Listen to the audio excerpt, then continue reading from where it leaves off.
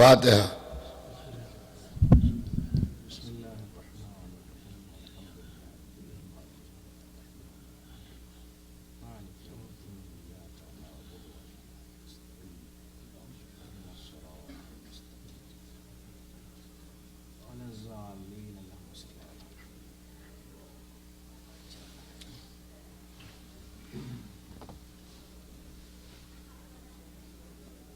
اعوذ باللہ السمیع العلیم من الشیطان اللعین الرجیم، بسم اللہ الرحمن الرحیم، الحمد للہ رب العالمین، والصلاة والسلام علی سیدنا و شفیعنا ابی القاسم محمد وآلہ الطیبین الطاہرین المعصومین، ولعنۃ اللہ علی اعدائہم اجمعین من یومنا ھذا الی یوم الدین، اما بعد فقد قال رسول اللہ صلی اللہ علیہ وآلہ وسلم: زینوا مجالسکم بذکر علی بن ابی طالب۔ صلوات بھیج دیں محمد۔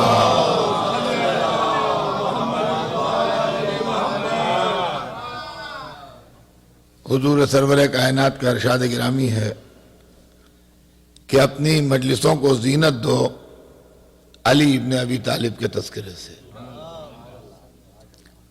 عزیزان گرامی،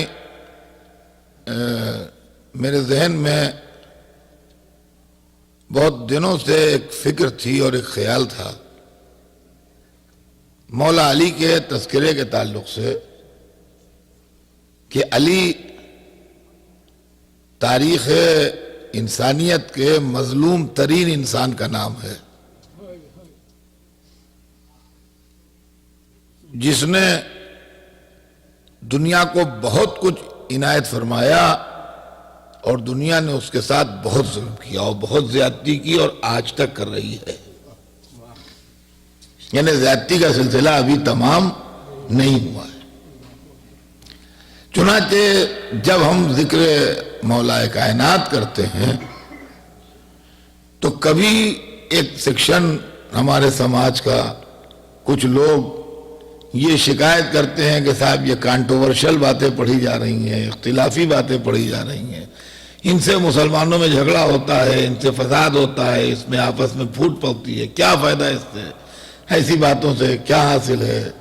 یہ نہ ہو تو بہتر ہے۔ مقررین کو چاہیے کہ ایسی باتوں کو اوائڈ کریں، نہ پڑھیں۔ کیا فائدہ جھگڑا ڈالنے سے ہو، فساد پیدا کرنے سے ہو، ہنگامہ کرنے سے؟ تو کبھی تو یہ خیال پیدا ہوتا ہے اور یہ اعتراض ہوتا ہے۔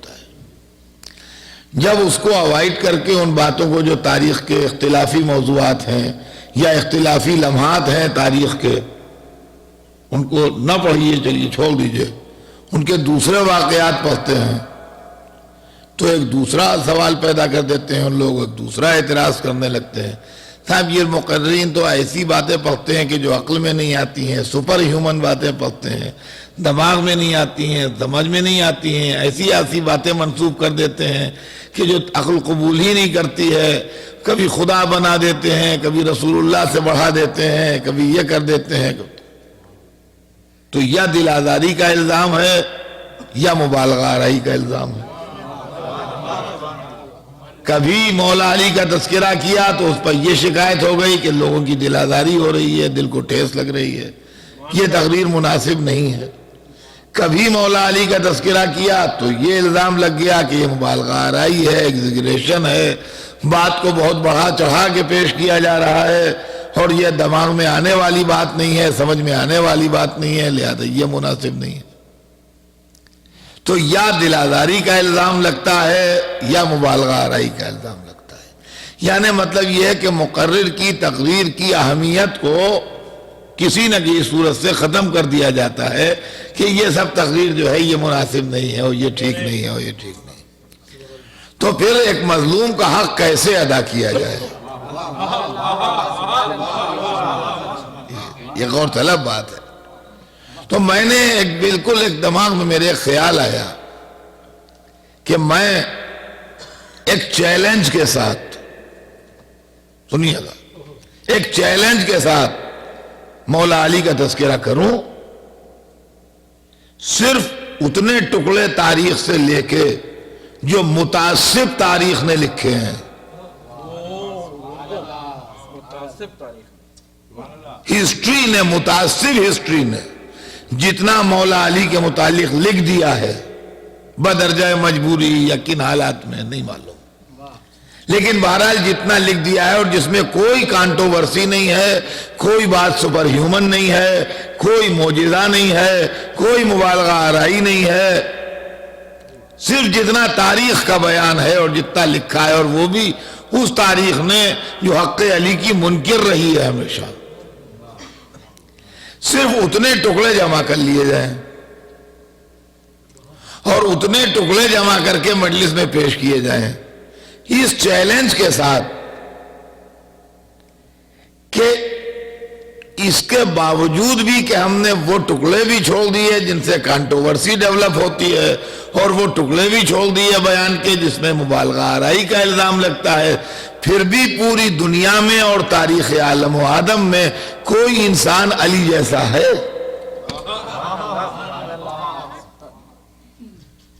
اور اگر نہیں ہو تو بجا ہے اگر ہم کہیں کہ علی معجزہ سیرت و کردار تھے، اس لیے کہ معجزے کا ڈیفینیشن ہی ہے کہ جس سے آدمی عاجز ہو، جیسا نہ ہو سکے اور ہو جائے وہ معجزہ ہے، جیسا نہ ہو سکے اور ہو جائے وہ معجزہ ہے، جس سے آدمی عاجز ہو اور ہو جائے تو وہ معجزہ ہے. اب آگ میں لوگ گرتے ہیں تو جل جاتے ہیں، تو اگر کوئی نہ جلے تو معجزہ ہے. پانی میں جس کو سوئمنگ نہ آتی ہو ڈال دیا جائے تو ڈوب جائے گا، جو نہ ڈوبے تو معجزہ ہے. کوئی آدمی مٹی کی ایک چڑیا بنائے اور ہاتھ پر رکھے وہ ہو جائے زندہ ہو کے تو معجزہ ہے. کوئی آدمی انگلی سے اشارہ کرے اور چاند دو ہو جائے تو معجزہ ہے. مگر یہ معجزہ ڈیلی نہیں ہوتا، یہ معجزہ روز نہیں ہوتا. انسانی زندگی میں ایک دفعہ ایسا ہوا کہ ایک آدمی آگ میں ڈالا گیا اور زندہ نکل آیا. ایک دفعہ ایسا ہوا کہ کسی کے واسطے دریا میں راستے بن گئے. ایک دفعہ ایسا ہوا کہ کسی کے ہاتھ کے اوپر پرندہ بن کے مٹی کی چڑیا زندہ پرندہ بن کے اڑ گئی. اور ایک دفعہ ایسا ہوا کہ کسی کے اشارے سے چاند دو ہو گیا. تو اگر پوری انسانیت کی تاریخ میں ایک دفعہ کوئی انسان ایسا پیدا ہو جائے تو معجزہ کہا جائے گا. تو بس مختصر سا عنوان ہے، اور ان 5 مجالس میں جو میں آپ کی خدمت میں عرض کرنے والا ہوں، میں یہ کوشش کروں گا کہ مولا علی کی زندگی کے مختلف وہ رخ جو تاریخ نے لکھے ہیں، جو غیروں نے لکھے ہیں، جو پرائے لوگوں نے لکھے ہیں، وہ پیش کروں. اور اس کے بعد پھر آپ کی خدمت میں یہ عرض کروں کہ ان سب کے باوجود بھی اگر علی جیسا آدمی کائنات میں نہ ملے تو یہ مان لیجئے کہ علی سیرت و کردار کا اور انسانیت کا ایک معجزہ ہے. بھئی یہ ہے. تو یہ تو ہے حضور سبجیکٹ کا انٹروڈکشن کہ مجھے کیا پڑھنا ہے.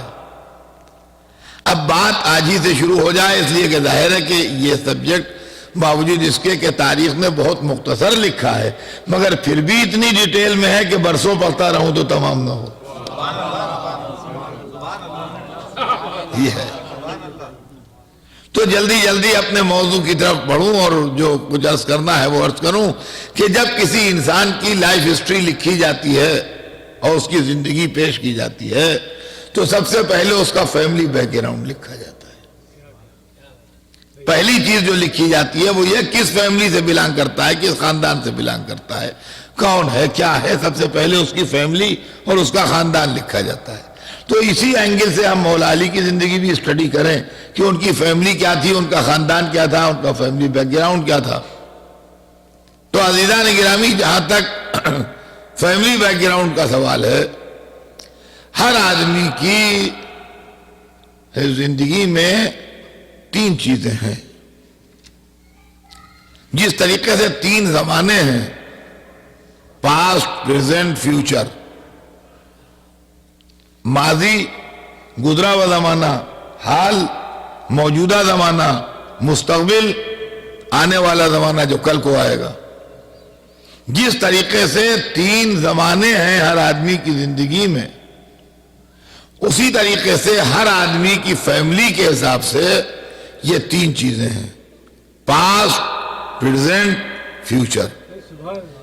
جو ہمارے فور فادرز ہیں، جو ہمارے آبا و اجداد ہیں، جو ہم سے پہلے گزر گئے، وہ ہمارا پاسٹ ہے.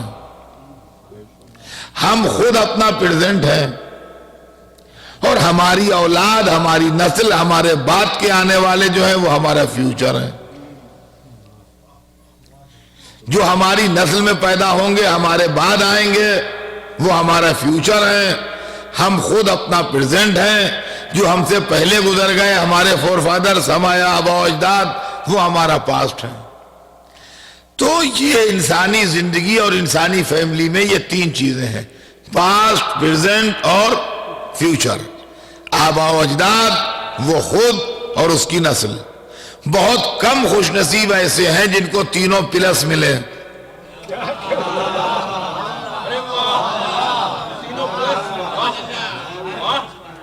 بہت کم خوش نصیب دنیا میں آپ کو ایسے ملیں گے جن کو تینوں پلس مل جائیں، کہ باپ دادا بھی ان کے عظیم ہوں، وہ خود بھی عظیم ہوں، ان کی نسل بھی عظیم ہو.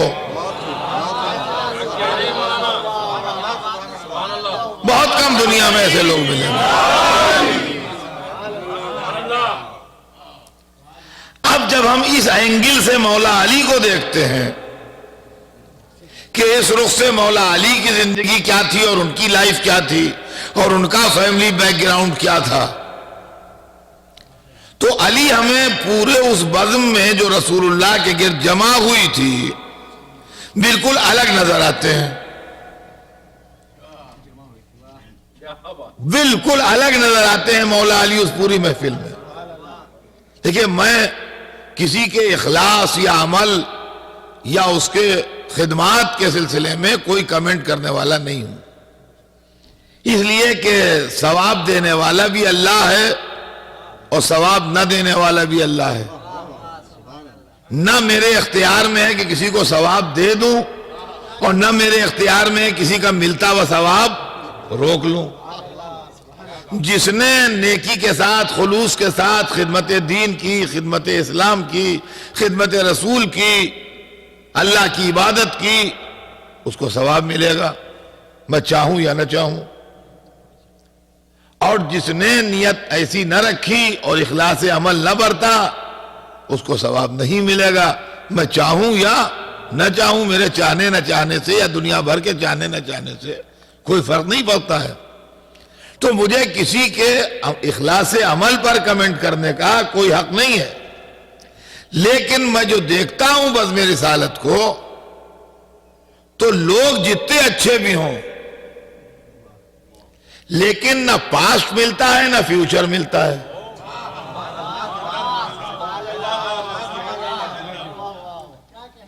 یہ میں ہسٹری کی بنیاد پر کہہ رہا ہوں، نہ عقیدے کی بنیاد پر، نہ مذہب کی بنیاد پر، یہ تاریخ کی بنیاد پر کہہ رہا ہوں. وہ پوری محفل جو سرور کائنات کے گرد جمع ہے، جب میں دیکھتا ہوں تو نہ پاسٹ ملتا ہے نہ فیوچر ملتا ہے. اب میرا جملہ سن لیجئے، مجھے جلدی جلدی منزل تک پہنچنا ہے. جب ماضی کو دیکھا تو کفر کے دھندلکوں میں کھویا ہوا، جب مستقبل کو دیکھا تو حکومت کی تمناؤں میں الجھا ہوا. صلوات بھیج دیں محمد والا.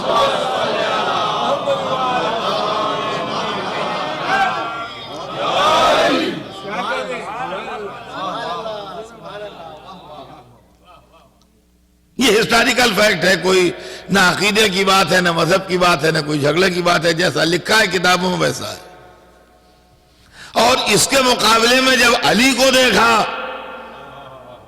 توجہ کرتا، اس کے مقابلے میں جب علی کو دیکھا تو علی کا ماضی دیکھا تو نبوت کو پالتا ہوا، علی کا مستقبل دیکھا تو اسلام کو بچاتا ہوا.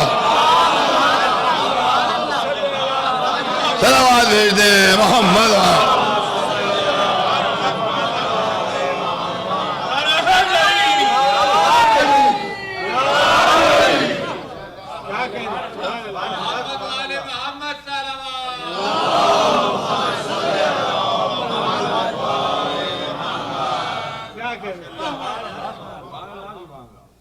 تو جہاں تک خاندانی عظمت کا سوال ہے، اتنا عظیم خاندان اور اتنا بڑا خاندان اور اتنا محترم خاندان اور اتنا جگمگاتا و روشن خاندان کسی اور کا ہم کو نہیں ملتا ہے۔ مولا علی کی خاندانی ہسٹری شروع ہوتی ہے حضرت ابراہیم کے وقت سے، اس لیے کہ میں کوئی مذہبی اور عقیدے والے حساب سے پڑھ نہیں رہا ہوں، میں نے پہلے ہی عرض کر دیا ہے۔ تو جب زندگی کو زندگی کی طرح دیکھا جاتا ہے تو کہتے ہیں کہ فیملی میں جیسے لوگ گزرتے ہیں تو نسلوں کے اوپر اس کے اثرات پڑتے ہیں اور وہ تصویریں بنتی ہیں۔ تو حضرت علی کے بزرگوں میں جو سب سے بڑے دادا تھے ان کے جد امجد، وہ حضرت ابراہیم خلیل اللہ تھے۔ وہ حضرت ابراہیم خلیل اللہ تھے جو اولو العزم نبی تھے، ان کو اللہ نے صحیفے عطا فرمائے تھے، ان کو اللہ نے شریعت دی تھی، اور وہ اللہ کے بڑے خاص بندے تھے، اور پھر امتحان دے کے وہ امامت کے مرتبے تک پہنچے تھے۔ فرمایا آپ نے؟ ہاں، امتحان دے کے امامت کے مرتبے تک پہنچے تھے۔ امامت کا مطلب ہوتا ہے قیادت، امامت کا مطلب قیادت، لیڈرشپ۔ حضرت ابراہیم کے 3 امتحان ہوئے تھے، اور جب تینوں امتحان وہ پاس کر چکے تو امام بنائے گئے۔ پہلا امتحان مال سے ہوا تھا، جس کے لیے تاریخ میں یہ ہے کہ وہ ایک صحرا میں کھڑے تھے اور دمبیاں تھیں، شیپ کیٹل وہ چر رہی تھیں وہاں کے اوپر، اور وہ اللہ کا ذکر کر رہے تھے، ان کے لبوں پر مناجات تھی، اور نظروں سے وہ دیکھ رہے تھے ان جانوروں کو چر رہے تھے۔ اور ایک دفعہ انہوں نے صحرا میں محسوس کیا کہ کوئی اور ہے ان کے علاوہ بھی وہاں، اور جو انہوں نے مڑ کے دیکھا تو ایک بڑا حسین خوبصورت نوجوان، بہت ہی خوبصورت تھا وہ آدمی، وہ کھڑا ہے، وہ آسمان کو دیکھ رہا ہے بڑے والہانہ انداز میں۔ اور اس کے بعد دیکھتے دیکھتے ایک دفعہ اس نے ایک آواز دی، سبوح قدوس رب الملائکۃ والروح، اور ایسی آواز تھی اس کی، اور ایسا انداز تھا اور ایسا پکارنے کا طریقہ تھا کہ ایسا لگا جیسے صحرا کے ذرے ذرے سے آواز آ رہی ہے، اور دل کھچ رہے ہیں۔ تو حضرت ابراہیم بہت متاثر ہوئے اس کی آواز سے، اور بہت پسند آئی اس کی تسبیح، تو اس کے پاس گئے اور کہنے لگے، بھائی کیا تو میرے رب کو پکار رہا ہے، میرے اللہ کو پکار رہا ہے؟ اور اس نے کہا، بے شک، اس کے علاوہ اور کون اس لائق ہے کہ پکارا جائے، اسی کو پکار رہا ہوں۔ کہا واہ سبحان اللہ، کیا آواز ہے تیری، اور کیا انداز ہے تیرا، اور کیا طریقہ ہے، اور کیا کشش ہے تیری آواز میں اور لہجے میں۔ بھائی دل بھرا نہیں، یہ جو گلہ چل رہا ہے یہ میرے ہی ہے، سب اس کا مالک میں ہوں، میں آدھا تجھے دے دوں گا، ایک دفعہ اور پکار دے۔ اس نے ایک دفعہ اور پکار دیا اسی کیف میں۔ ابراہیم کا ذوق ذکر خدا اور بڑھا، کہنے لگے، بھائی بہت عمدہ انداز ہے تیرا، ارے وہ بھی آدھا تو ہی لیتا ہے، ایک دفعہ اور پکار دیا۔ ایسا اس نے ایک دفعہ اور پکار دیا۔ اب گلہ تو پورا دے دیا اس کو، مگر ذوق کم نہیں ہوا۔ کچھ سوچتے رہے، اس کے بعد کہنے لگے، بھائی سنو، ایک بات میں سوچ رہا ہوں، اس کی دیکھ بھال کے لیے بھی تمہیں ایک آدمی چاہیے ہوگا۔ ان کہا چاہیے تو ہوگا، تو کہا بھائی میں ہی خدمت کروں گا زندگی بھر تمہاری، ایک دفعہ اور پکار دو۔ اس نے ایک دفعہ اور پکار دیا۔ یہ سر جھکا کے اس کے پاس کھڑے ہو گئے، کہنے لگے، بھائی ہم وعدے سے مکرنے والے لوگ نہیں ہیں، جو کہا ہے وہ پورا کریں گے۔ لیکن اس سے ایک بات کا اندازہ لگائیے کہ یہ سنت ابراہیمی ہے کہ جس سے محبت ہوتی ہے اس کا نام بار بار سننے کو دل چاہتا ہے۔ اب نعرہ حیدری کی وجہ نہ پوچھئے کیا ہے۔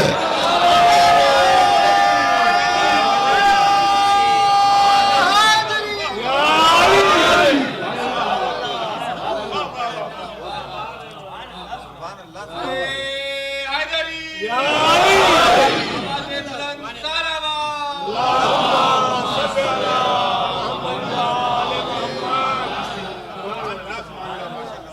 اور جب یہ سر جھکائے اس کے پاس جا کے کھڑے ہو گئے تو اس نے غور سے دیکھا اور اس نے بڑے ادب سے کہا کہ آپ نے شاید مجھے پہچانا نہیں۔ ان کا کون ہے آپ؟ ان کا جی میں بھلا آپ کی جان لے کے کیا کروں گا اور آپ کا مال لے کے کیا کروں گا اور میری کیا مجال جو آپ سے خدمت لوں؟ میں جبرائیل ہوں، خدا نے مجھے بھیجا تھا اس امتحان کے لیے کہ آپ کو مال زیادہ پیارا ہے کہ اللہ۔ مبارکباد قبول کیجئے، آپ امتحان میں پاس ہو گئے، آپ نے ثابت کر دیا کہ آپ کو مال نہیں پیارا ہے، اللہ پیارا ہے۔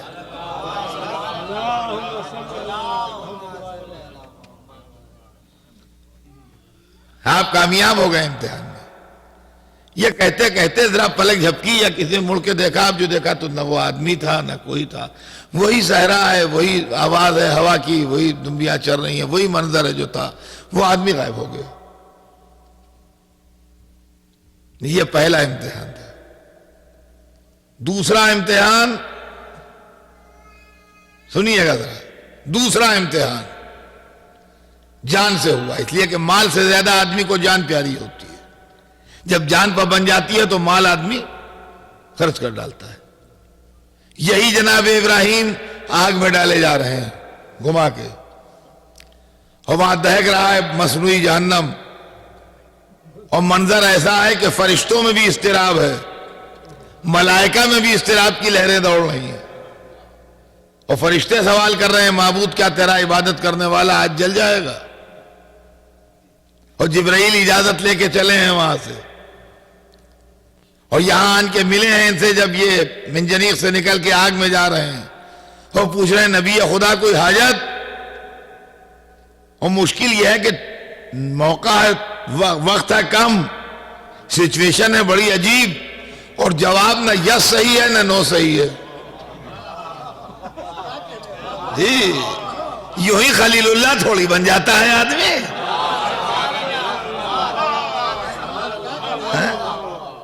یوں ہی ایسے بن جائیں تو ہم سب خلیل اللہ ہو جائیں۔ جی ہاں، آگ میں ڈالا جا رہا ہے، ہاتھ پاؤں بندھے ہوئے ہیں، اور وہاں جہنم دہک رہا ہے، اور جبرائیل پوچھ رہے ہیں کوئی ضرورت ہے؟ اور جواب نہ ہاں صحیح ہے نہ نہیں صحیح ہے، دونوں جواب، ہاں کہہ دیں تب بھی فیل ہو گئے امتحان میں، اور نہیں کہہ دیں تب بھی فیل ہو گئے۔ کہیں کیا؟ اس لیے کہ اگر ہاں کہہ دیں تو اللہ کی دوستی کا دعویٰ اور جبرائیل سے کہہ رہے ہو، اور اگر نہیں کہہ دیں تو بندے ہو کہہ رہے ہو کوئی حاجت نہیں۔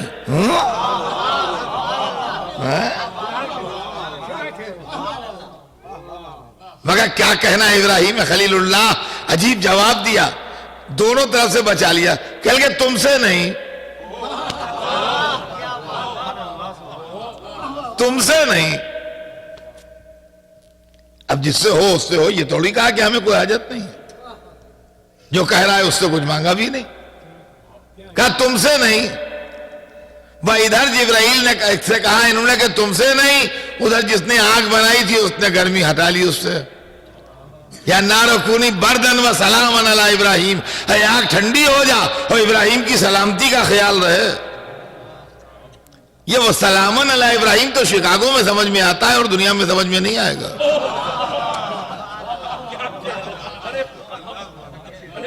ہاں، یہ وہ سلامن علی ابراہیم کا ٹکڑا سمجھنا ہے تو شکاگو آئیے، جہاں ٹمپریچر مائنس میں جاتا رہتا ہے نیچے۔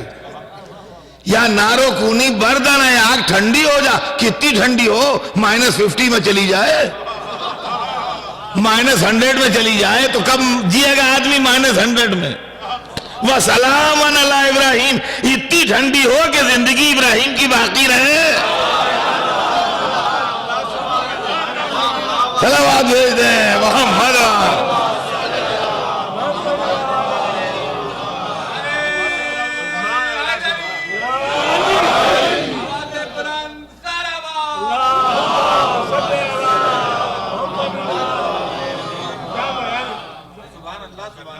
بھائی جیسے آگ میں جل کے مر جاتا ہے ویسے سردی میں اکڑ کے بھی تو آدمی مر جاتا ہے۔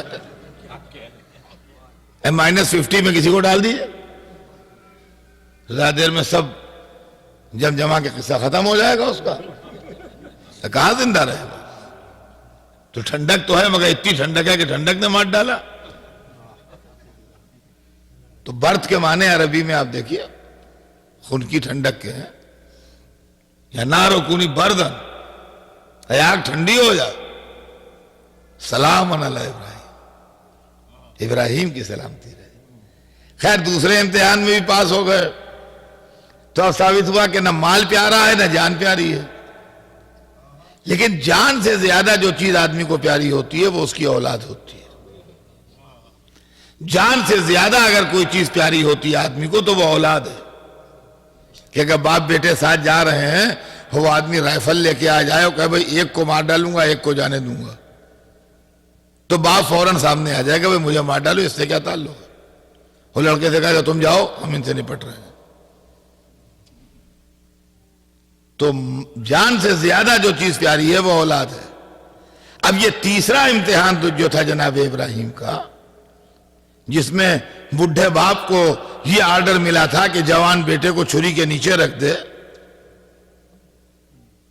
تو آپ کبھی اپنے دل میں سوچئے یہ مذہب کے چکر کیا ہیں؟ یہ جس خدا کو ہم قرآن میں پڑھتے ہیں بسم اللہ الرحمن الرحیم، اس اللہ کے نام سے شروع کرتا ہوں جو رحمان اور رحیم ہے، کیا مزاج رحمانیت اور رحیمیت سے یہ بات میل کھاتی ہے کہ بڈھے باپ کو مجبور کیا جائے کہ جوان بیٹے کو اپنے ہاتھ سے ذبح کرے؟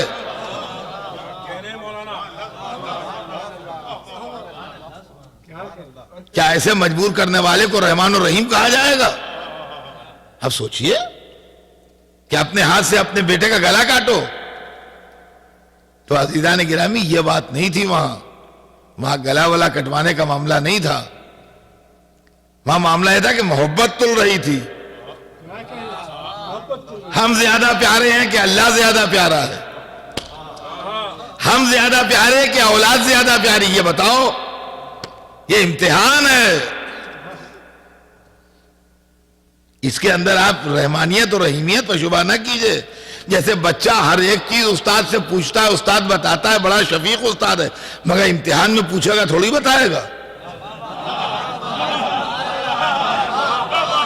تو استاد کے شفیق ہونے پر شبہ نہ کیجئے، یہ منزل امتحان ہے۔ ہاں، سال بھر اسی نے پڑھایا ہے آپ کو، ہر چیز بتائی ہے، لیکن انویجیلیشن میں وہ ٹہل رہا ہے تو اب تھوڑی بتائے گا اس وقت۔ نہ اس کو بتانا زیب دیتا ہے، نہ آپ کو پوچھنا زیب دیتا ہے۔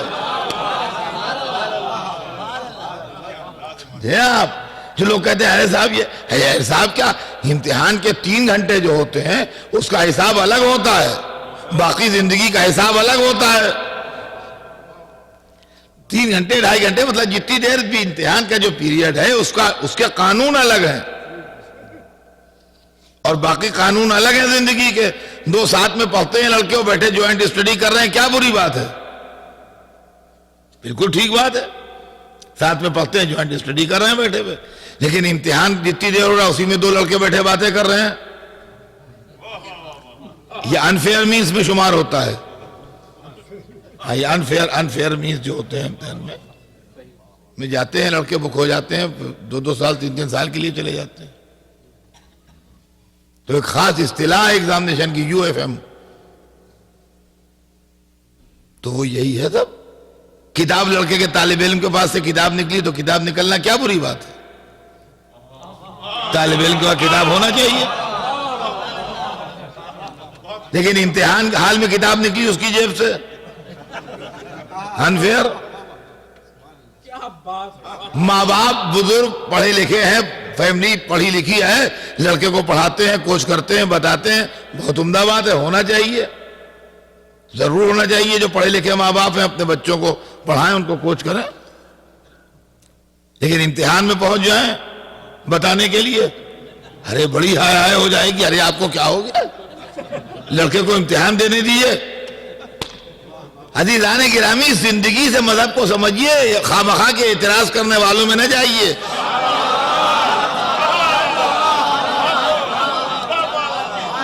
آج بعض ظالم لوگ سوال کرتے ہیں، ارے کیا یہ علی علی پکارتے ہو؟ کربلا والوں نے یہ علی نہیں کہا ہوگا، وہاں تو علی آئے نہیں، تمہاری مدد کو کیا آئیں گے؟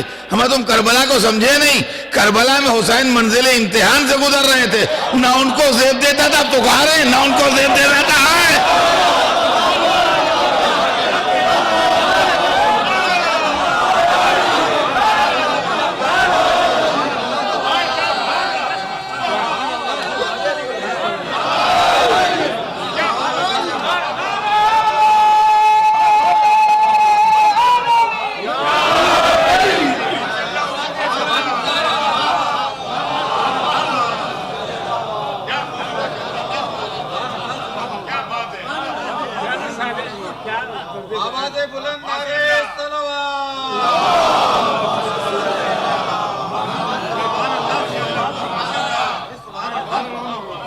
نہ غور فرمایا آپ نے؟ تو حضرت ابراہیم خلیل اللہ منزل امتحان سے گزر رہے تھے، تو رحمانیت اور رحیمیت پر شبہ نہ کیجئے، وہ رحمان و رحیم ہے، مگر یہ منزل دوسری تھی۔ محبت تل رہی تھی کہ اللہ زیادہ پیارا ہے کہ اولاد زیادہ پیاری ہے۔ اور انہوں نے جناب آنکھوں پٹی باندھ کے گلے پر چھری چلا دی، اور ہاتھ سے گلے کی رگیں کٹتی ہوئی محسوس ہوئی۔ ایسا محسوس ہوا کہ گردن کی رگیں کٹ رہی ہیں، چھری نیچے اتر رہی ہے گردن کو کاٹتی ہوئی۔ اور جب اطمینان ہو گیا کہ گردن کٹ گئی تو چھری الگ پھینکی، پٹی کھولی تو دیکھا بیٹا سامنے کھڑا۔ ارے ہمارے ایسے آپ کے ایسے باپ ہوتے تو دوڑ کے لپٹ جاتے کہ اللہ نے تمہیں بچا لیا، اللہ نے تمہیں بچا لیا، خوش ہو جاتے، شاد ہو جاتے یہ منظر دیکھ کے۔ مگر وہ بڑے لوگ، اب یہی باتیں ہیں جس کی وجہ سے بڑے کہلاتے ہیں، وہ بیٹے کے گلے جا کے لپٹے نہیں، وہ رونے لگے، وہ اللہ کی بارگاہ میں مناجات کرنے لگے، معبود کیا میری نیت میں کوئی کمزوری تھی، کوئی خامی تھی جو میرا ہدیہ رد ہو گیا؟ فوراً وہی آئی، لقد صدقت الرؤیا، ابراہیم تم پریشان نہ ہو، تم نے اپنے خواب کو سچ کر دکھایا، ہماری مصلحت بدل گئی۔ ہم نے اب یہ طے کیا ہے کہ اب اس نسل میں ذبح عظیم ہوگا، اب اس نسل میں ذبح عظیم ہوگا۔ اب یہ ہم نے آخر والوں پر چھوڑ دیا معاملہ، قرآن میں سب لکھا ہوا ہے۔ اور فرمایا آپ نے تو عزیزان گرامی، اب جا کے جب یہ تیسرے امتحان میں بھی کامیاب ہوئے تو ارشاد ہوا کہ انی جاعلک للناس اماما، ہم نے تم کو انسانوں کا امام بنا دیا۔ تو معلوم ہے کہ علی جس خاندان سے ہیں ان کے بزرگ جو اعلیٰ بزرگ تھے انہوں نے امتحان پاس کیے، اور جب امتحان ابدیت میں آخری امتحان میں بھی کامیاب ہو گئے تو امام بنے۔ تو اب یہ بھی معلوم ہو گیا کہ قربانیاں دے کے کوئی امام بنتا ہے، امتحان دے کے امام بنتا ہے۔ بس اب عزیزان گرامی ایک مختصر سے معاملے کی طرف آپ کی توجہ چاہتا ہوں کہ جو ہدیے ابراہیم نے دیے بڑی نازک منزل سے گزارنا چاہتا ہوں کہ ذرا سا پاؤں لڑکھڑائیں تو آدمی جائے، اس لیے کہ بہت بڑے لوگوں کی بات ہے، ہر قدم حد ادب ہے۔ حضرت ابراہیم نے جتنے ہدیے دیے آخر تک ایسا لگا جیسے قبول ہو جائے گا، اور بالکل آخر میں وہ چیز ان کو واپس مل گئی، بالکل آخر میں وہ چیز واپس مل گئی۔ دمبیاں وہ آدمی آیا معلوم ہے جیسے سب لے جائے گا، مگر بالکل آخر میں اس نے کہا نہیں آپ ہی رکھیے۔ وہ آگ جلائی گئی اور جہنم بنا ہوا تو آدمی فرشتے بھی یہ سمجھ رہے ہیں کہ اب یہ جل جائیں گے، ورنہ ان میں اضطراب کا ہے، ہوتا بیٹھے عبادت کرتے رہتے۔ اضطراب اس بات کی دلیل ہے کہ وہ بھی سوچ رہے تھے کہ کہیں یہ جل نہ جائے۔ لیکن بالکل آخر میں جب حضرت ابراہیم کا جسم وہاں تک پہنچا تو آگ ٹھنڈی، زندگی واپس۔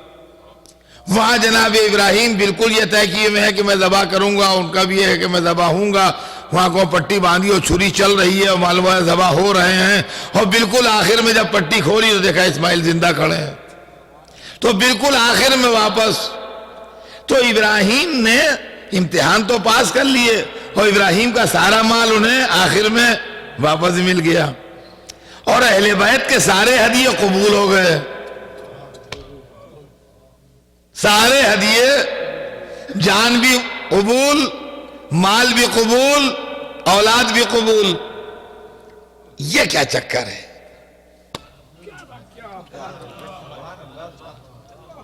یہ نازک منزل ہے، فضائل اہل بیت بھی بیان ہوں مگر نہ اس طرح کے انبیاء کی معاذ اللہ توہین ہو، یہ جائز نہیں ہے۔ عظمت اہل بیت اپنی جگہ، مگر عظمت اہل بیت اس لیے نہیں ہے کہ توہین انبیاء ہو، یہ سمجھ لیجیے۔ تو اب دونوں کی عظمتیں برقرار رہتے ہوئے بات واضح ہونا ہے، اسی لیے میں نے کہا کہ نازک منزل ہے۔ اب میری بات سنیے آپ، میں ایک مثال سے بات واضح کروں گا کہ آپ کو اپنا 5 برس کا بیٹا بھی پیارا ہے، 5 برس کا ہے تو وہ بھی آپ کے دل کا ٹکڑا ہے، وہ آپ کو اپنی جان سے زیادہ عزیز ہے، اور ماشاءاللہ وہی 30 برس کا ہو گیا تو وہ بھی آپ کو پیارا ہے، وہی ہے، وہ 30 برس کے سن میں بھی پیارا ہے، اور 30 برس کے سن میں بھی وہ جان سے زیادہ عزیز ہے۔ تو محبت اولاد کی محبت، نہ یہ کم ہے نہ وہ کم ہے، یہ کچھ نہیں۔ لیکن اچھے تمیزدار گھروں میں بچوں کو تربیت دینے کے لیے کم سنی میں کوئی چیز لا کے دی اور بچے میں تناخوری کی عادت نہ پڑے، مثلا برفی کی ڈلی لا کے دی اس کو، لو بیٹا کھاؤ، اور جب وہ کھانے کے لیے بیٹھا تو کہا لاؤ ہمیں کھلاؤ۔ دیکھیے ہوتا ہے ہر گھر میں یہ ایسا ہوتا، ہمیں کھلاؤ، اور اس سے لے لی اور لے کے اب اپنے منہ کی طرف لیے جا رہے ہیں، آنکھیں اس کے چہرے پر ہیں، منہ کھولا، برفی کی ڈلی آدھی منہ کے اندر گئی، بس اب دوسرے سیکنڈ میں یہ غائب ہو جائے گی منہ کے اندر جا کے۔ اس کا چہرہ دیکھ رہے ہیں، مضطرب تو نہیں ہے، رو تو نہیں رہا ہے، منہ بگل تو نہیں رہا ہے، دیکھا وہ اطمینان سے بیٹھا ہے، ہاں نہیں بیٹا کھائے تم ہی کھاؤ، ہم کھائے اور تمہیں لے لائیں گے۔ دیکھا وہ برفی ڈلی اس کو واپس دے دی، اس نے پھر ظاہر ہے کہ اس نے کھا لی۔ اب یہی لڑکا 30 برس کا ہو گیا، یہ کام کرنے لگا، یہ بہت بڑے عہدے و فائز ہو گیا، اب جو چیز لاتا ہے آپ کے لیے آپ قبول کر لیتے ہیں۔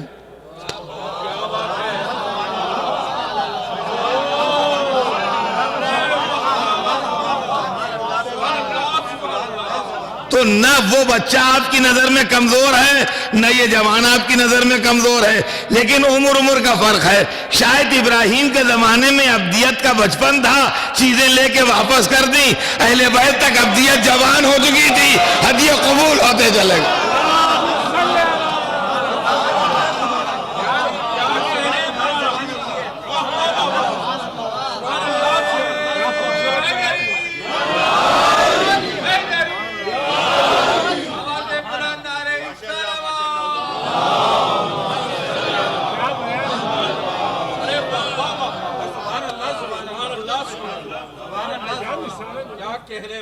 یہ جناب ابراہیم ہیں، ان کے جد، جن کو امامت ملی، ان کے دوسرے دادا حضرت اسماعیل ہیں، جو ذبیح اللہ کہلاتے ہیں، جنہوں نے محبت خدا میں گلا چھری کے نیچے رکھ دیا۔ یہ فیملی بیک گراؤنڈ چل رہا ہے۔ ان کی بڑی دادی ہیں بی بی ہاجرہ، جو اللہ کی محبت میں اور رضا خدا کے لیے ہجرت کر کے اپنے وطن سے مکے تک آئی ہیں، اور وہاں رہی ہیں اپنے بیٹے کو لے کے اللہ کی محبت میں، اور بیٹے کی قربانی پر بھی راضی رہی ہیں، جن کی بڑی عظیم تاریخ ہے عظمت کردار کی، اور اللہ کو یہ بیوی بھی اس قدر زیادہ ان کا کردار پسند ہے کہ اسلام کی عظیم عبادت جس کا نام حج ہے، اس میں ان کی یادگار آج تک ہے۔ حج کا ایک رکن ہے جس کا نام ہے سعی، اس کے بغیر حج نہیں ہوتا مکمل، نہ حج مکمل ہوتا ہے نہ عمرہ مکمل ہوتا ہے۔ ارکان عمرہ میں بھی ہے اور ارکان حج میں بھی ہے۔ اور سعی ایک عمل ہے حج میں کہ 2 پہاڑیاں ہیں خانہ کعبہ کے بالکل سامنے، حاجی ادھر سے ادھر جاتا ہے، ادھر سے ادھر آتا ہے، ادھر سے ادھر جاتا ہے، ادھر سے ادھر جاتا ہے، 7 چکر کرتا ہے۔ ایک کا نام صفا ہے، ایک کا نام مروہ ہے، صفا سے مروہ جاتا ہے، مروہ سے صفا آتا ہے، اس طریقے 7واں چکر مروہ پہ جا کے پورا ہوتا ہے۔ اس کام کو سعی کہتے ہیں۔ یہ ارکان حج میں ہے، اور جب تک اس عمل کو بھی انجام نہ دے دیا جائے اس وقت تک حج مکمل نہیں ہوتا ہے۔ اور فرمایا ہم نے تو یہ صحیح جو ہے یہ بی بی ہاجرہ کی یادگار ہے کہ جب جناب اسماعیل پیاسے ہوئے تھے تو یہ ان کے واسطے پانی تلاش کرنے کے لیے کبھی تڑپتی ہوئی اس پہاڑ پر جاتی تھیں، کبھی اس پہاڑ پر جاتی تھیں، کبھی ادھر کبھی ادھر، کبھی ادھر کبھی ادھر۔ اللہ کو ایک ایسی ماں کی بے قراری کی یاد جس کا بیٹا پیاسا تھا اتنی پسند آئی کہ اس کو رکن حج بنا کے قیامت تک کے لیے مسلمانوں پر واجب کر دیا۔ اب کم از کم ہر حاجی کو تو یہ سمجھنا ہی چاہیے کہ یاد تشن نبی منانا واجب ہے۔ صلوات بھیج دیں محمد۔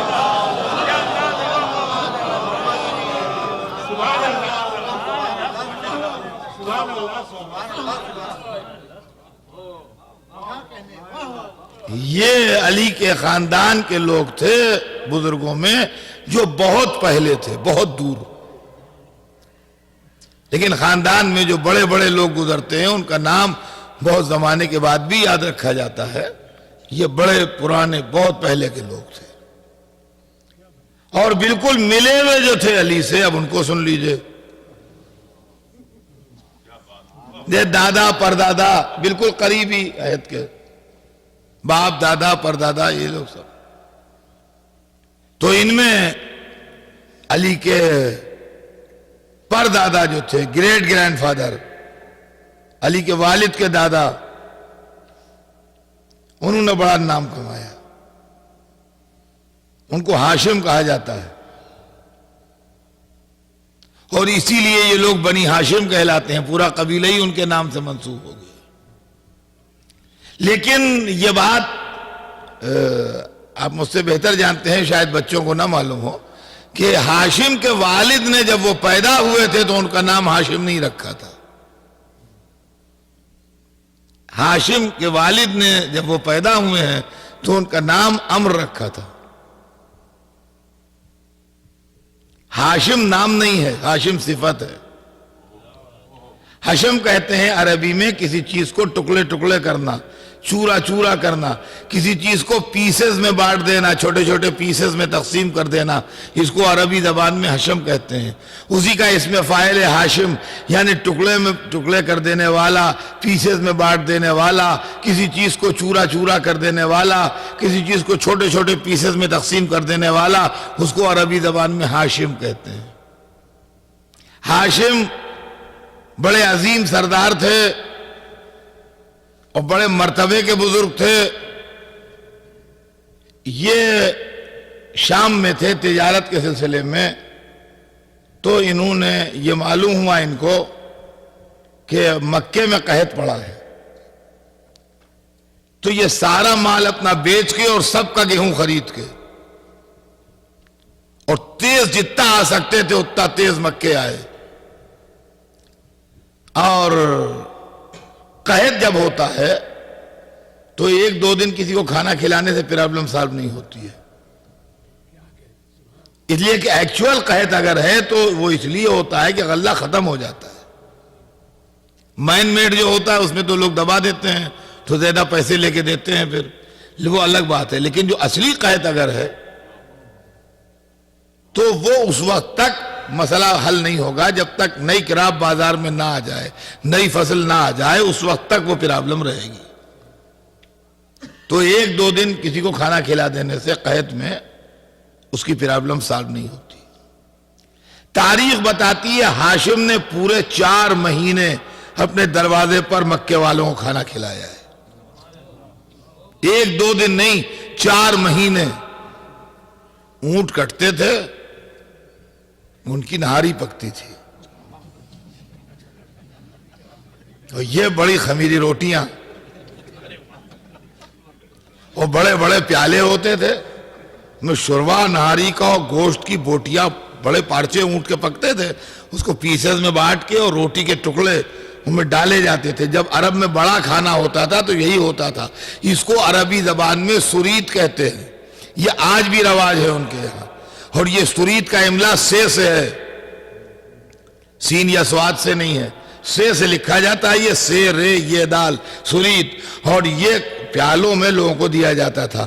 وہ پیالوں میں جو دیا جاتا تھا تو خمیری روٹی شوربے میں ڈوبی ہوئی اور اس میں بوٹی کے ٹکڑے اور روٹی کے ٹکڑے، وہ لوگ بیٹھ کے کھاتے تھے۔ تو اتنا روٹی بوٹی کو ٹکڑے ٹکڑے کر کے کھلایا، اتنا کھلایا کہ ہاشم نام ہو گیا۔ تو ان کا نام جو ہے وہ ان کی سخاوت پر دلیل ہے کہ جب خلق خدا بھوکی مر رہی تھی تو ہاشم نے 4 مہینے اپنے دروازے پر لوگوں کو روٹی کھلائی۔ اب جس کے پردادا نے روٹی کھلائی ہو، اگر اللہ اسی کے پرپوتے سے روٹیوں کے بدلے جنت خرید لے تو کیا عدالت کے خلاف ہے؟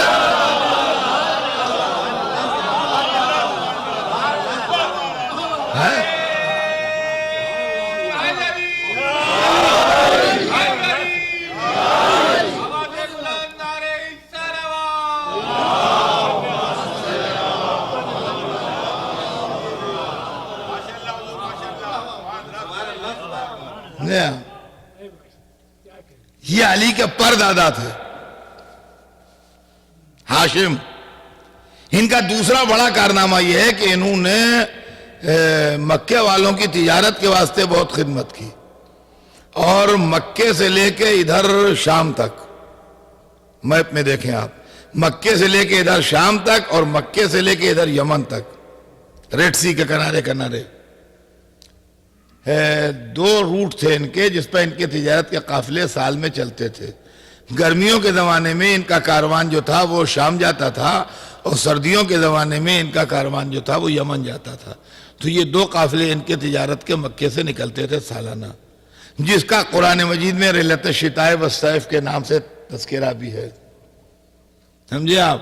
تو جتنے قبیلے ادھر آباد تھے ادھر شام تک، اور جتنے قبیلے ادھر آباد تھے یمن تک، سب سے حضرت ہاشم نے پیکٹ کیا تھا کہ جب ہمارا کارواں گزرے گا تجارت کا تو تم لوگ ہم کو پیسے لے کے ضروریات زندگی پرووائڈ کرنا، پیسے دیں گے ہم، مگر انتظام اس کا کرنا اور پرووائڈ کرنا تمہارا کام ہے۔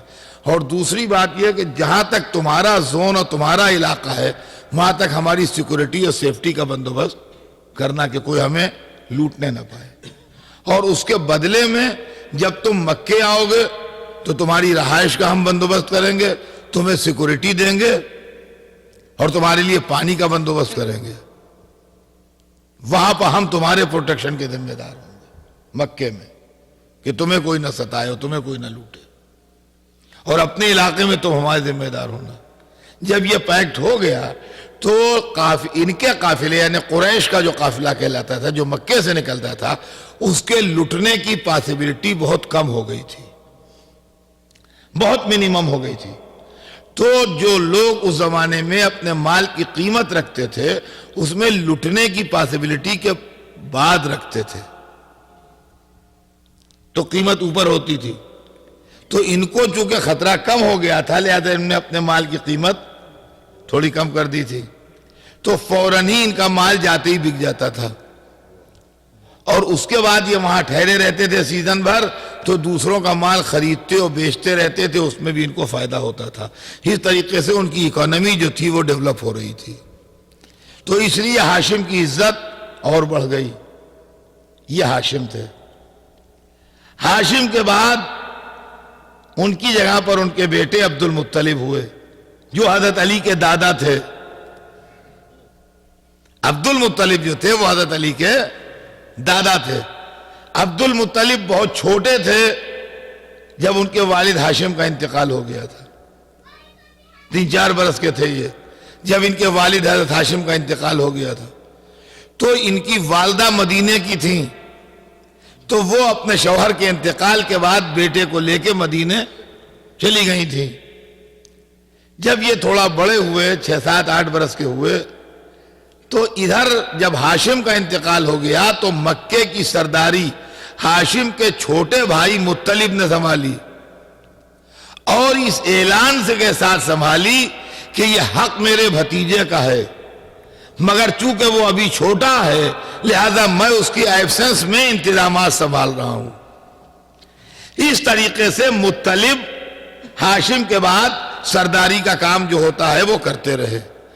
پھر تھوڑے دنوں کے بعد وہ مدینے گئے اور مدینے جا کے بھاوچ سے ملے اور کہا کہ آپ کا دل چاہے تو اس بچے کو اپنے ساتھ رکھیے، مگر یہاں ایک عام سٹیزن کی حیثیت سے رہے گا یہ مدینے میں، اور اگر آپ اس کو میرے ساتھ بھیجیے گا تو وہاں اس کے باپ کی سرداری اس کے انتظار میں ہے.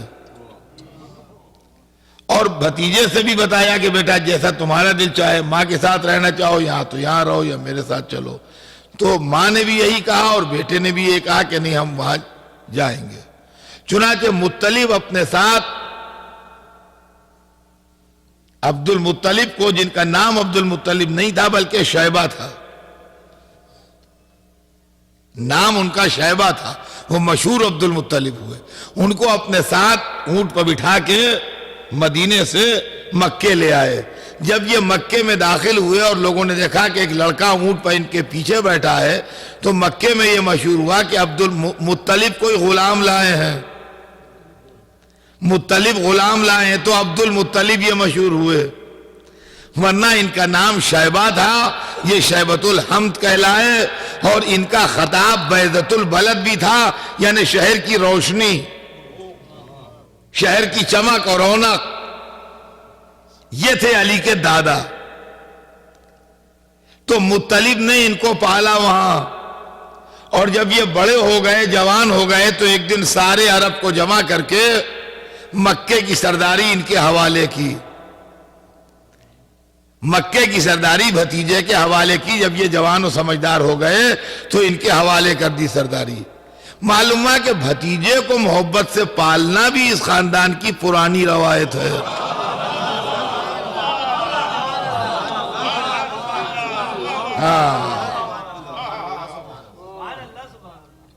عبد المطلب کے لیے تاریخ میں یہ لکھا ہے کہ اپنے باپ سے زیادہ خوبصورت، اپنے باپ سے زیادہ شاندار اور اپنے باپ سے زیادہ دبدبے کے سردار تھے. نوجوانی میں ان کو ایک عزت ملی جس کی وجہ سے سارے عرب میں ان کا شہرہ ہو گیا، اور وہ یہ کہ انہوں نے تبرکات خانہ کعبہ کی ڈسکوری کی. ایک لڑائی ہوئی تھی مکے میں کبھی، تو اس کے اندر خانہ کعبہ کے جو تبرکات تھے وہ زمزم کے کنویں میں ڈال کے اس کو پاٹ دیا گیا تھا، بند کر دیا گیا تھا. لڑائی کے بعد وہ کنواں کھولا نہیں گیا، یہاں تک کہ وہ پوری جنریشن ختم ہو گئی. اور جب وہ جنریشن ہی پوری ختم ہو گئی جس کے سامنے وہ کنواں پاٹا گیا تھا، تو لوگ وہ لوکیشن بھول گئے کہ کہاں پر تھا. اب وہ ایک کہانی کے طور پر مشہور رہ گیا کہ زمزم کا کنواں بھی تھا اور کعبے کے تبرکات بھی تھے، لیکن کسی کو وہ جگہ نہیں معلوم کہ وہ کہاں پر تھا. یوں سینکڑوں سال گزر گئے. سینکڑوں سال کے بعد ایک دن ایسا آیا عبد المطلب کی جوانی میں، بس چند منٹ میں واقعہ سنیے، وقت بھی تمام ہے اور بات بھی تمام کر رہا ہوں، انشاءاللہ کل آگے بڑھا گا سلسلہ بیان، لیکن اس کو بس جلدی سے آپ کو سنا دوں کہ عبد المطلب کی جوانی میں ایک دن ایسا آیا کہ یہ کھڑے ہوئے اور انہوں نے مزدور لا کے ایک جگہ خانہ کعبہ کے سامنے ان سے کہا کہ یہاں کھودو، اور ان مزدوروں نے وہاں کھدائی شروع کی. تو تاریخ لکھتی ہے کہ کافر جمع ہو گئے اور انہوں نے کہا ہم نہیں کھودنے دیں گے، اس لیے کہ اس سے ہمارے بتوں کی توہین ہوتی ہے. یہ جملہ قابل غور ہے. میں مسلمان ہوں اور میں نے ہندوستان میں لکھنؤ میں جہاں رہتا ہوں ایک مسجد کے سامنے کھدائی کروانا شروع کی، تو یہ جملہ صحیح نہیں ہے کہ مسلمان جمع ہو گئے. یہ جملہ صحیح نہیں ہے کہ مسلمان جمع ہو گئے. یہ جملہ صحیح ہے کہ نمازی جمع ہو گئے. یہ صحیح ہے کہ محلے والے جمع ہو گئے. یہ بھی صحیح ہے کہ لوگ جمع ہو گئے. لیکن مسلمان جمع ہو گئے صحیح نہیں، اس لیے کہ میں خود مسلمان ہوں. مسلمان جمع ہو گئے وہاں کہا جاتا ہے جہاں کوئی ہندو کوئی عمل کر رہا ہو، اور ہندو جمع ہو گئے وہاں کہا جاتا ہے جہاں مسلمان عمل کر رہا ہو. تاریخ لکھتی ہے جب عبد المطلب کھدائی کروانے کے لیے پہنچے تو کافر جمع ہو گئے. ذرا لفظ کو غور سے دیکھیے, کافر جمع ہو گئے بتاتا ہے عبد المطلب کچھ اور تھے, کافر کچھ اور.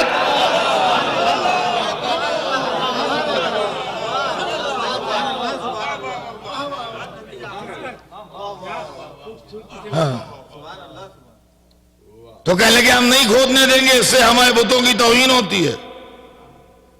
تو عبد المطلب کہنے لگے میں تو کھدواؤں گا. کہنے لگے میں تو کھدواؤں گا اس لیے کہ مجھے حکم دیا گیا ہے.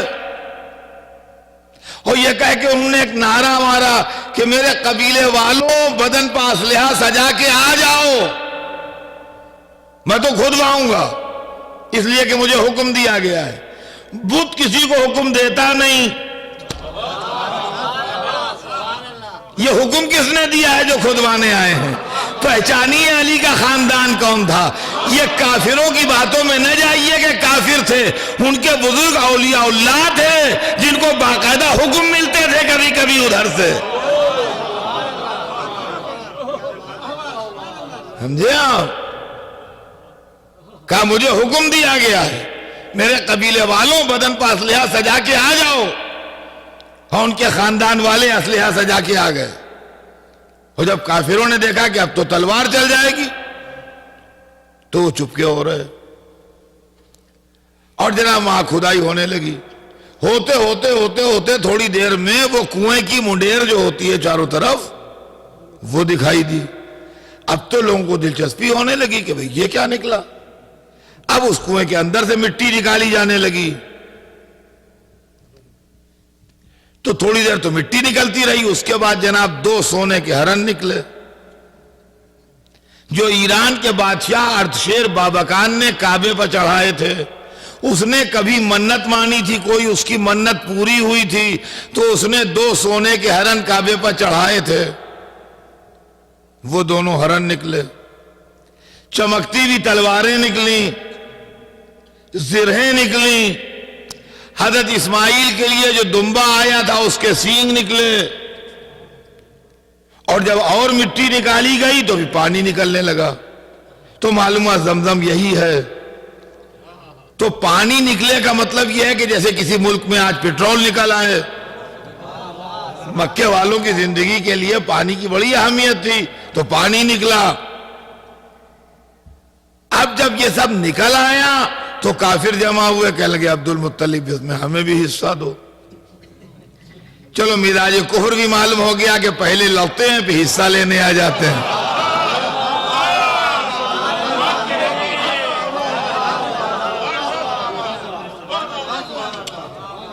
عبد المطلب کہنے لگے بھائی ٹھیک ہے اگر تم مانگ رہے ہو تو تم بھی حصہ لو, مگر بھائی دیکھو یہ دونوں سونے کے ہرن جو ہیں یہ تو چڑھاوا ہیں, اس میں تو کسی کا حصہ ہے نہیں.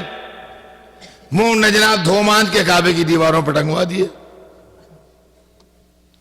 اور کہا بھائی یہ سینگ جو ہے یہ اس کی کوئی قیمت نہیں, یہ تو تبرکات میں ہے سمجھ لو. وہ بھی کعبے پر ٹانگ دیے گئے. کہا اب یہ زرہیں اور تلواریں ہیں اس میں حصہ لگا لو. تو بھائی ایک حصہ تو اس گھر کا ہوگا یعنی کعبے کا, اور میں نے اتنی محنت کی ایک حصہ میں لوں گا.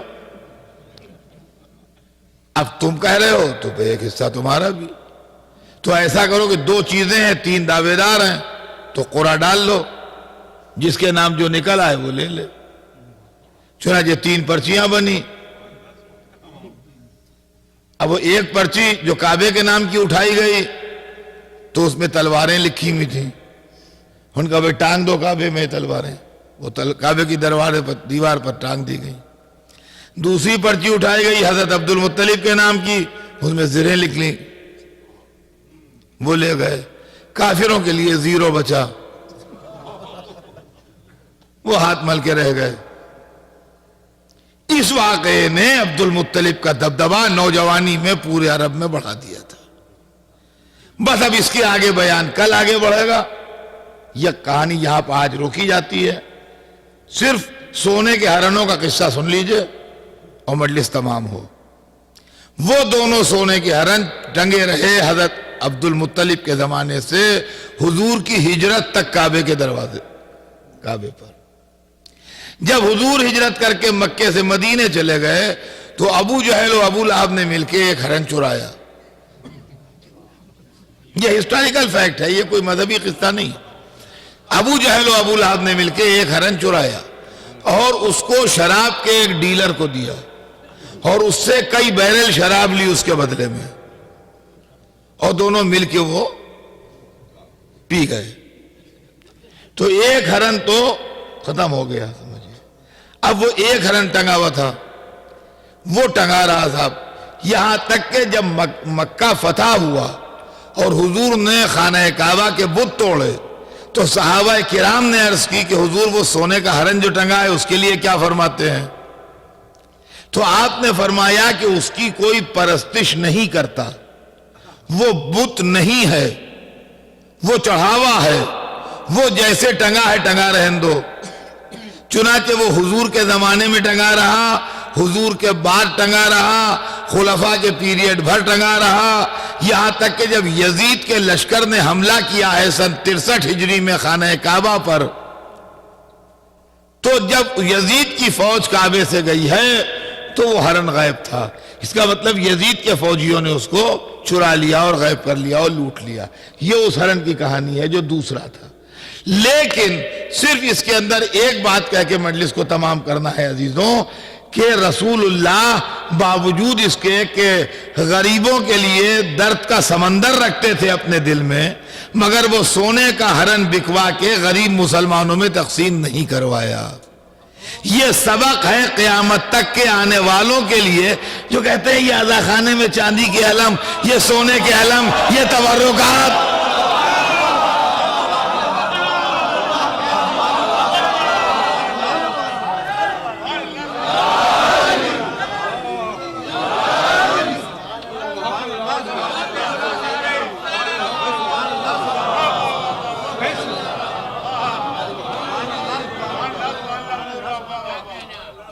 صاحب قوم غریب ہے, ارے لوگ بھوکوں مر رہے ہیں. دیکھیے پوری دنیا امریکہ نہیں ہے, نہ یہاں کے ایسے فائنینشل پوزیشن ہر جگہ ہے لوگوں کی.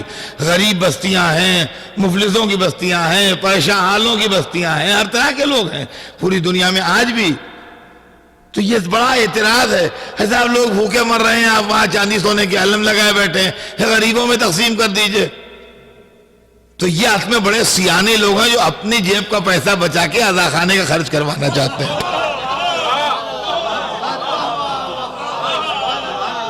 آپ کو غریبوں کی ہمدردی, آپ نکالیے جیب سے پیسہ, عزا خانے کو کیوں لٹوا رہے ہیں؟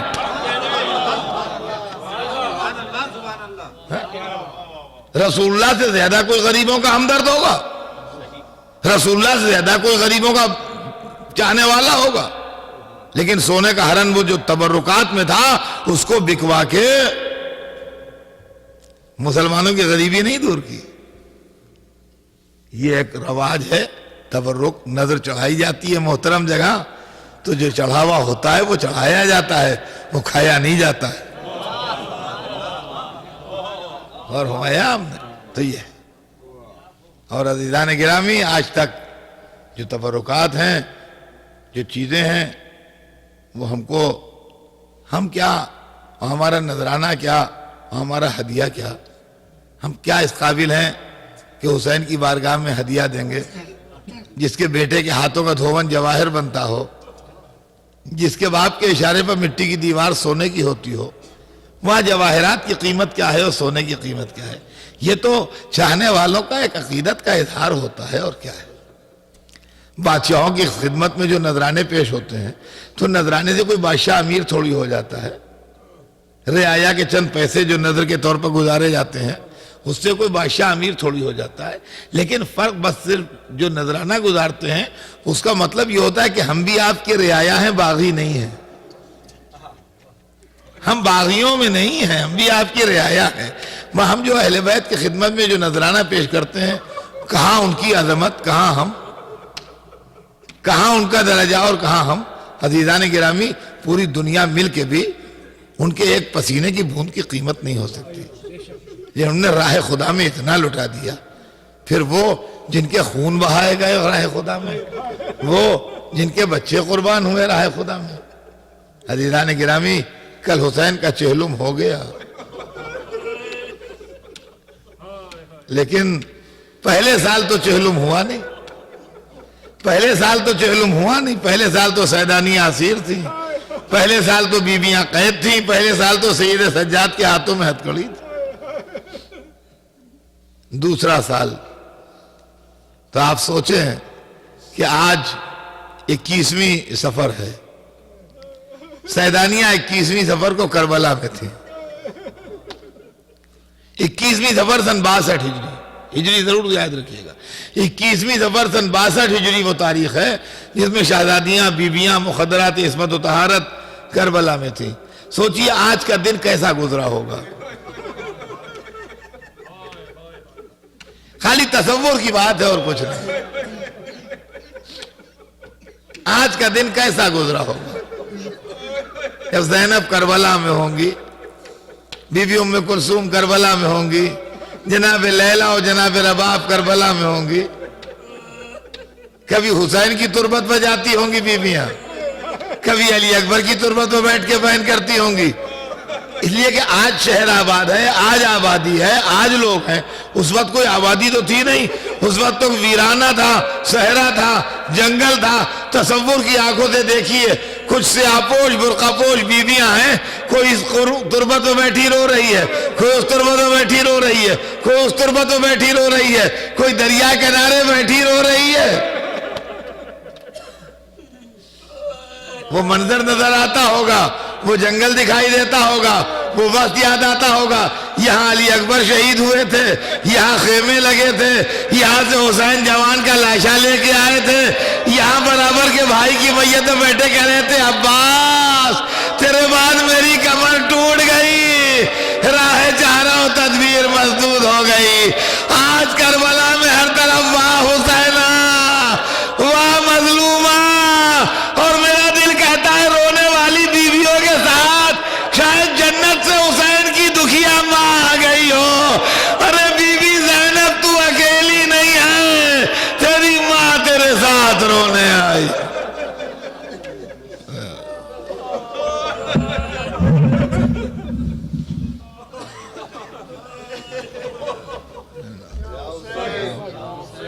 Ya